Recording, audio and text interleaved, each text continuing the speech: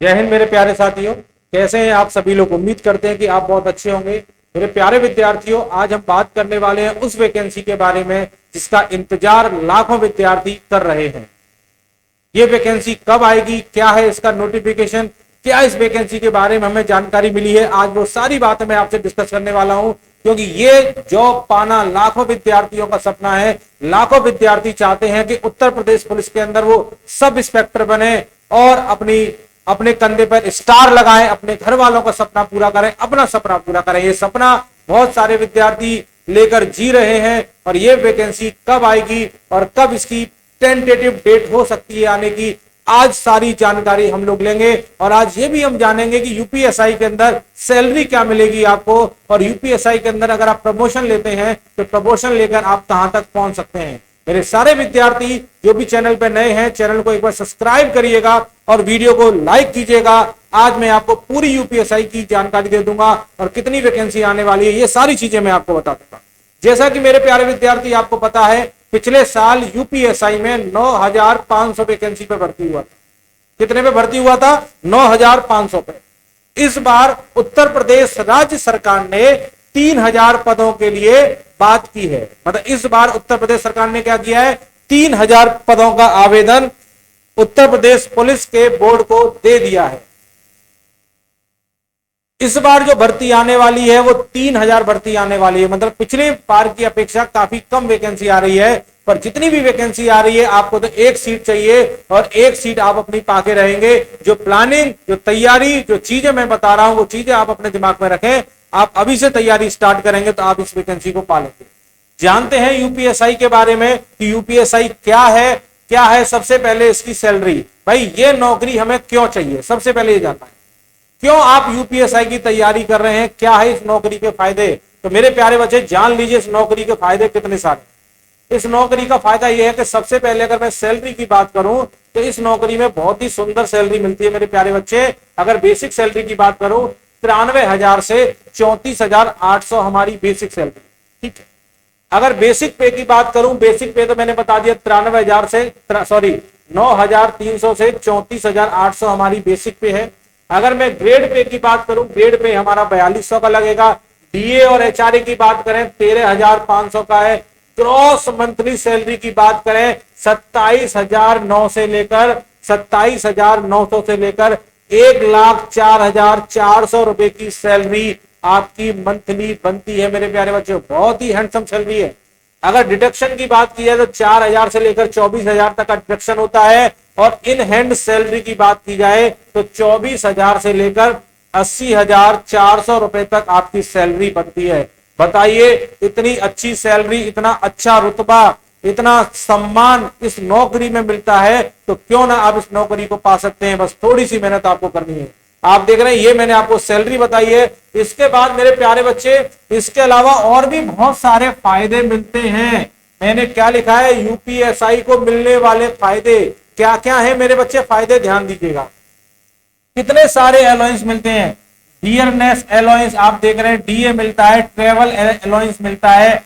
House rental allowance मिलता है। City compensation allowance मिलता है। राशन मनी का अलाउंस मिलता है। मेडिकल का मिलता है। यूनिफॉर्म मिलती है। रिस्क का अलाउंस मिलता है। बोनस मिलता है दीपावली पे। लॉन्ड्री का अलाउंस मिलता है और एक्स्ट्रा सैलरी मिलती है 1 महीने की। मतलब एक साल में 12 महीने होते हैं, पर यहां पर जो सैलरी मिलती है वो 13 महीने की मिलती है मेरे प्यारे बच्चे। 1 महीने की सैलरी एक्स्ट्रा मिलती है।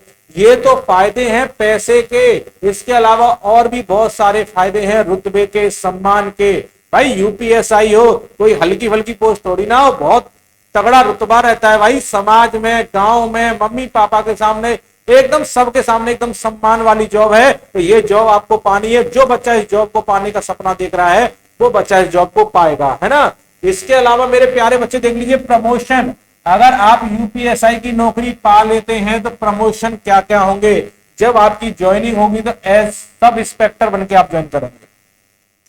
आपकी ज्वाइनिंग एसआई से होगी, सब इंस्पेक्टर। जब ज्वाइनिंग करेंगे तो सब इंस्पेक्टर बन जाएंगे। और 7 से 10 साल की अगर आपकी नौकरी हो जाएगी तो प्रमोशन होके आप कौन बन जाएंगे, इंस्पेक्टर। मतलब सब इंस्पेक्टर से इंस्पेक्टर बन गए।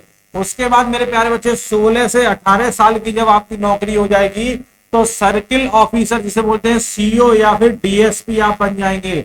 और 25 से 28 साल की जब आपकी नौकरी हो जाएगी, assistant superintendent of police ASP से आप रिटायरमेंट लेंगे मेरे प्यारे बच्चे। इतना शानदार प्रमोशन है, आप देख रहे हैं सब इंस्पेक्टर से एएसपी तक आप पहुंच रहे हैं। अब इस वैकेंसी में करना क्या है क्वालिफिकेशन, क्या है एलिजिबिलिटी, क्या है सिलेबस, सारी चीजें डिस्कस कर लेते हैं, ध्यान दीजिएगा। अगर बात की जाए एलिजिबिलिटी की, तो इस फॉर्म को भरने के लिए एलिजिबिलिटी क्या चाहिए?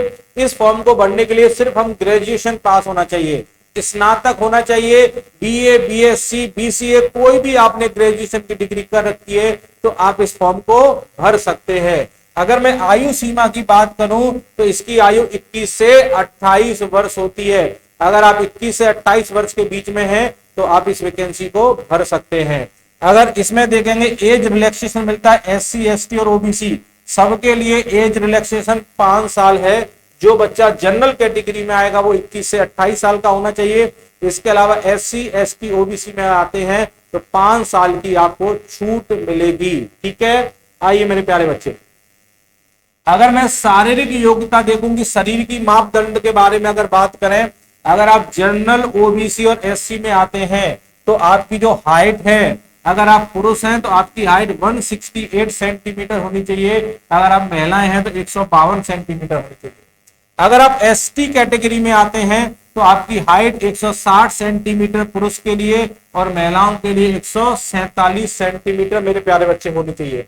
अगर आप जनरल, ओबीसी, एसटी में आते हैं, अगर चेस्ट की बात की जाए तो 79 सेंटीमीटर की चेस्ट और 5 सेंटीमीटर का एक्सपेंशन, 5 सेंटीमीटर का फुलाव होना चाहिए। महिलाओं के लिए चेस्ट की कोई नाप नहीं होती है, चाहे महिलाओं के लिए चेस्ट का कोई नाप नहीं होता है। अगर आप एसटी में हैं तो चेस्ट आपकी 77 सेंटीमीटर और 5 सेंटीमीटर का विस्तार, ये आपके शरीर का मापदंड है। शरीर में आपकी लंबाई चौड़ाई ये होनी चाहिए, आप देख सकते हैं मेरे प्यारे बच्चे। और आप देखिए सिलेक्शन का प्रोसेस क्या है, तो सिलेक्शन का प्रोसेस है कि आपको सबसे पहले लिखित परीक्षा निकालनी है, उसके बाद शारीरिक मानक परीक्षण निकालना है एवं दस्तावेज सत्यापन मतलब डॉक्यूमेंटेशन, फिर शारीरिक दक्षता परीक्षा निकालनी है और उसके बाद चिकित्सा परीक्षा मतलब मेडिकल करना है। ये 4 स्टेज से आपको गुजरना है, 4 स्टेज से गुजरकर आप सिलेक्शन पाएंगे। यहाँ पर कोई भी इंटरव्यू नहीं होता है, ना ही कोई मेंस की परीक्षा होती है। ये पहली परीक्षा ही सबसे ज्यादा इंपॉर्टेंट है। अगर लिखित परीक्षा आप निकाल लेते हैं तो समझ लीजिए 80% काम आपने सिलेक्शन का कर दिया है। यहीं से आपका सिलेक्शन होने वाला है लिखित परीक्षा से। तो थोड़ी सी जानकारी मैं लिखित परीक्षा के बारे में भी दे दूं।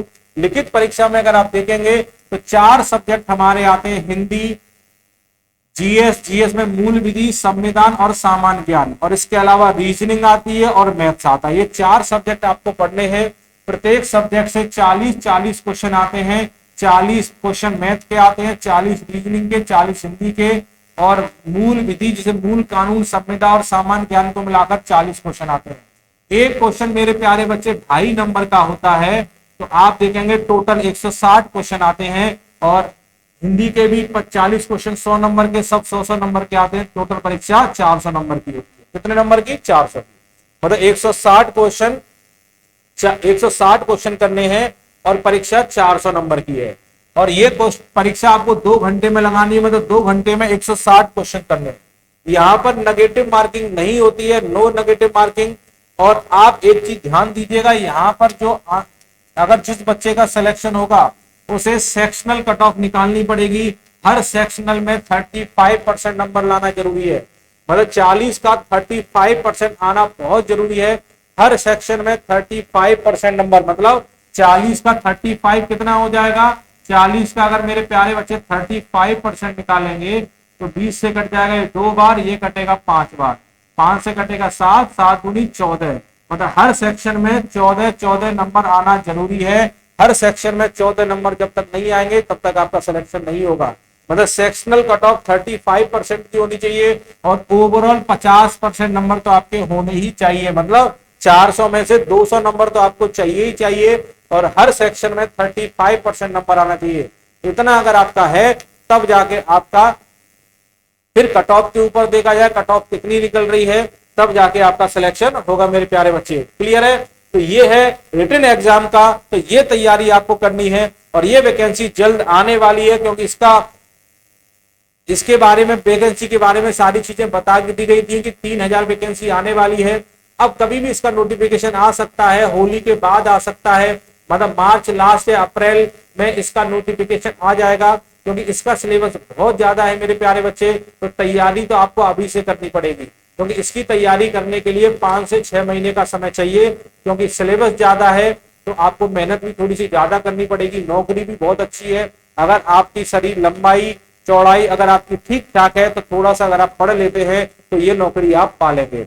और पर डे 7 से 8 घंटे की स्टडी करिए। अगर 7 से 8 घंटे की स्टडी अगर आप इस नौकरी के लिए कर रहे हैं, मोर देन सफिशिएंट है, क्योंकि नौकरी जल्द आएगी, तो उस समय इतना समय नहीं मिलेगा कि आप तैयारी कर पाए। तो तैयारी करने का ये राइट टाइम है, तैयारी अभी से स्टार्ट करें और वीडियो को लाइक करें और वीडियो को शेयर भी करें, और जो भी बच्चा चैनल पर नए हैं चैनल को सब्सक्राइब करें, और नई वीडियो के साथ मुलाकात करेंगे। जय हिंद मेरे प्यारे साथियों।